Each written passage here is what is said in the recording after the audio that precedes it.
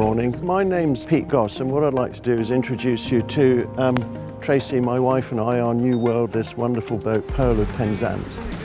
She's named Pearl because we bought her on the year of our 30th anniversary. I don't have a career, I have had a series of daft ideas, a lot of it ocean racing, all about technology, challenging the norm. You know, I did the single-handed round the world yacht race, and as I used to rattle around the world, it always used to strike me what a tragedy it was that I was rushing past all these wonderful places. So I promised myself when I hang up my racing hat, what I'd like to do is go around the world slowly and explore it. We reached that point 2 years ago, and this is our new home, so I'd like to show you around. I mean, the way I describe this boat is a Land Rover of the sea with a BMW interior. So I can sit with a glass of red in one hand, an inflatable globe in the other, and there is nowhere we can't go. And so safety was the first thing behind what we set out to do. So, you know, I could talk about all technical things around aluminium, but, you know, what do you want between yourself and the elements? So we have total confidence with this boat. And she's come straight out of the box and done everything that she's meant to do. We don't do marinas. We prefer to anchor in exotic bays and remote places. And when you look at this anchoring system, I mean, it's an absolute tank. It's reliable. We have a remote to control it. Big cleats welded into the structure. We have a capstan here, and everything's controllable. You know, you've got plenty of things to hold on to. And it's a very easy deck to work. The boat's very simple to sail, which is important for us. We wanted a boat big enough to go anywhere in the world, but small enough that the two of us could sail it with real confidence, two-handed. We've done 15,000 miles with just the two of us. Tracey had only done 2 night sails when we left, so the boat's really looked after us. But we have the volume to have guests as well. This isn't a weekend boat, and it doesn't live in a marina, and therefore you need good storage for what I call a garage, really. So we have this fantastic storage space down here for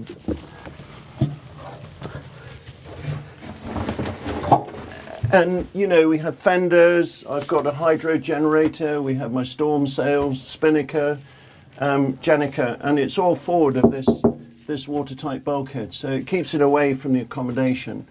And it's much, much bigger than you might think.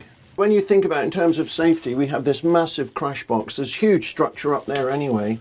So the boat's like a little nuclear submarine, really. We have solar power, wind power, hydro power. And that just runs the whole boat, everything, autopilots, fridges, freezers, and we just never worry about power. We have unlimited hot water, we have a water maker. So provided we've got food on the boat, we can just go anywhere. And we've easily put 6 months of food, so we're pretty independent. Tracey and I have spent many an hour here toasting the sunset, and it's a lovely little spot. But there's an interesting aspect under my feet. As a boat that anchors all the time, we have a lot of chain. I mean, we have over 300 feet of chain. But the really cool thing is it comes from the bow through a conduit, around the capstan, which when we're at sea is protected by the hatch, and then it drops down into the bottom of the boat. So what that does is it means all of the weight of the chain is right down low and helping our righting moment. But it's also not at the bow, you know, inducing lots of pitching. And these are the really simple little things that are quite profound in terms of practicalities of sailing. Everybody has that headache of a corroded capstan. Well, we just shut it down and it's in home with us. Rather woundingly, in England, we call these granny bars, but they are fantastic. You know, I can run my halyards here, but if you do have to come up to work on this area, you know, you're tucked in, you're nice and safe. So, I mean, one of the great things about this deck is there's just so many handholds, and they're all in the right place. This coach roof is just fantastic. We don't have a great big tennis court that you slide across. I can walk along, and I feel really safe working on the deck.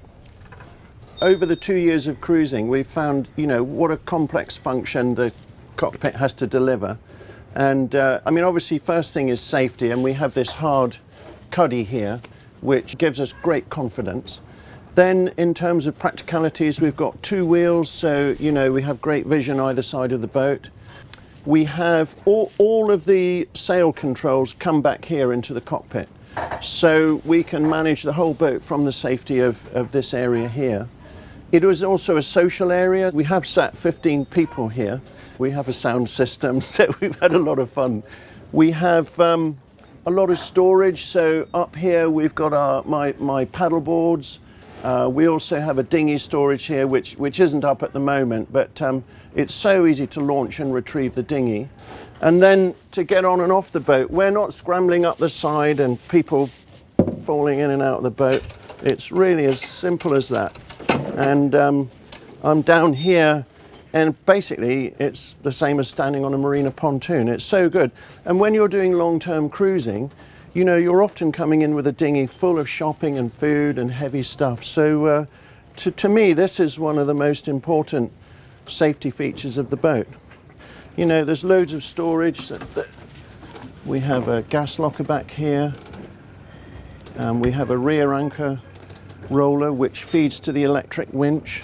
The life raft is very easily accessible. And it's a lovely walkthrough. We're not trying to wrestle around a wheel. And like I say, you know, when it's a bit windy, we can sit under this cuddy. We're quite safe. When it's very bad, we put the bimini away. That's what the boat does, is it changes gear to the conditions that we're in. When we're in the Bahamas, we have a lovely big shade. When we're more remote and extreme areas, we have a screen that comes down here.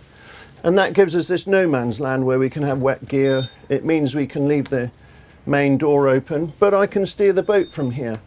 And we have controls everywhere. Wherever I am in the cockpit, I can control the boat. Fingertip stuff. So that's the cockpit done, and I have to introduce you to these amazing doors.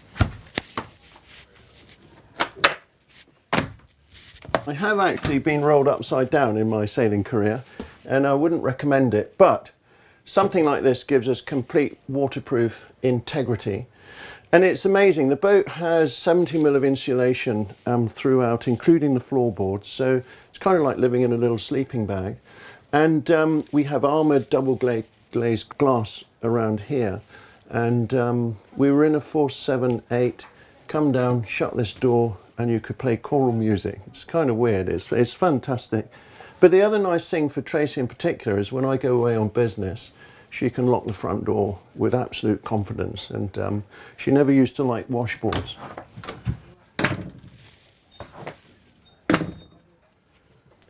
One of the key reasons we were drawn to this boat was its DNA. Jimmy Cornell, world famous world cruiser, 300,000 miles. He was also a reporter, and he did 15,000 in-depth surveys of all of the blue water cruisers he came across. Got to his 70s, wanted to build his dream boat, and so the Garcia 45 Exploration was born. And there's 1,001 details which spread throughout the boat. He built the prototype, that did 30,000 miles. All the lessons for that then folded into what we have here, which is version 2. I mean, you know, you want your stores? Look at this, absolutely fantastic. And I think one of the interesting things that he laid down was that no area of the boat could be inaccessible. So behind every locker, every drawer, there's an inspection panel, and you can get access to it. But the boat has also been designed with this redundancy and reliability in mind. And I think a lot of it, I guess the essence of the boat to me can be embodied in the steering. If we look at this, we have yet another watertight bulkhead. So where you generally get problems with water ingresses at either end, we have one at the front, one at the back. Behind the watertight bulkhead, we have the steering gear, and it's a little ship. We have 2 wheels, we have 2 rudders. Each are completely independent and standalone units, which are connected with a tie bar. So if we have catastrophic damage to one of our rudders, we remove the tie bar and we have 100% redundancy. But then the thinking goes beyond that. So when you hit your rudder, what happens is it generally bends back, the back of the rudder punches the hole and you have a leak, or it jams. Well, with our rudders, we have this crush box at the top. And in fact, when Jimmy went through the Northwest Passage, he rattled through the ice, sailed all the way across the Atlantic to France, lifted the boat out to do the anti-fouling, to find that they'd bent the rudder stop, and he was completely unaware of it. And you know, these are the things that give you great confidence with this lovely boat. It's really well built. We picked up the boat, we did 3-day sails, and then we set off across the Atlantic. Tracey had only done 2 night sails at that time, so it was a really big step for her. Crossed the Bay of Biscay in December, cold, gales. So she took us through all that, Canaries, across to Antigua. My job list was basically a day's work, and then we were ready to go again. So a big thing for us when we set off on this journey is the boat should serve our aspirations rather than us serve the boat. And we come across so many people who just spend their life waiting for parts, trying to do repairs, whereas we're out there living the dream. And that's the whole point, surely. The hidden genius behind this boat is that it has a centerboard. With the centerboard up, we only draw 3.5 feet. That's, you know, up to my waist of water. That gives us access to really interesting places that other blue water boats can't get to. It's a centerboard. This is hugely important. It's not a lifting keel. So the ballast is permanently integral within the hull. If you have a lifting keel, as you reduce your draft, you also reduce your righting moment, which is the fundamental safety feature required for a monohull. And nobody talks about this. So we always have permanent righting moment. We have the ability to dry the boat out, which is very, very important. The other thing that happens, and it's quite dramatic, is when you pull the centerboard up as you go downwind, all the lateral resistance moves to the back of the boat, and we're not tripping up on the keel as we go down waves. The boat becomes docile. It's pretty much impossible to break, particularly as we have twin rudders.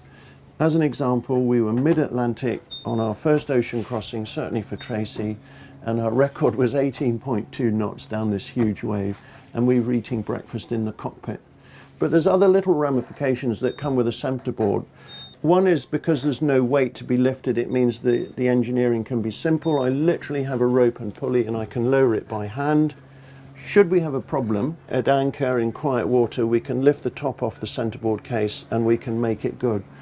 It's quite funny, when we approach a really busy anchorage, there's this wonderful gap between the anchored boats and the beach.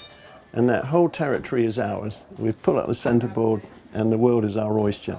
We do get other boats in there and they have to be shallow draft, but the interesting thing is if it's a lifting keel, that's the boat that's rocking like this because of course they've reduced their righting moment. And if the wind comes up, there's all little details and boats start to drag, they're dragging away from us.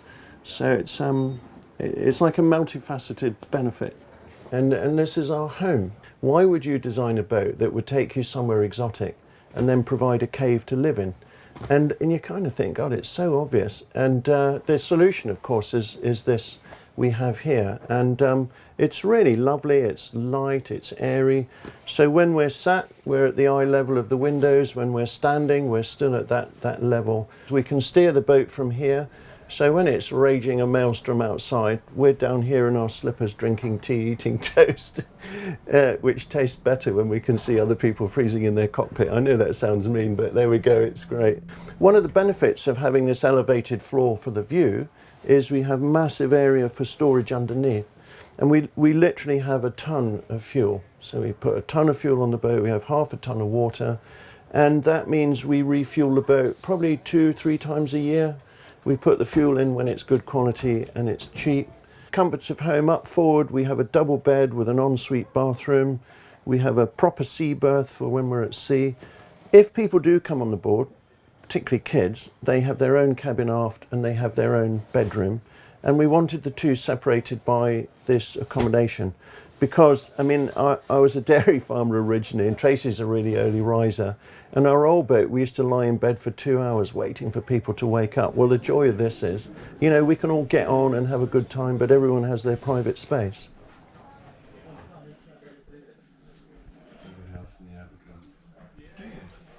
One thing with Garcia is they are an engineering company. So when you get the boat, you have to spend a week with them and they do half a day training every day. You can't take in any more, but you have one day with the electrician, one day with the plumber, and so you go through. They then give you this manual which covers absolutely everything. If you want to know how the steering works, there it is. If you want to know how the toilet works, you have a colour picture. And the factory are always there to help. We have all of the part numbers, so if you have any issues, it's just so simple, you know, and it's how it should be, really.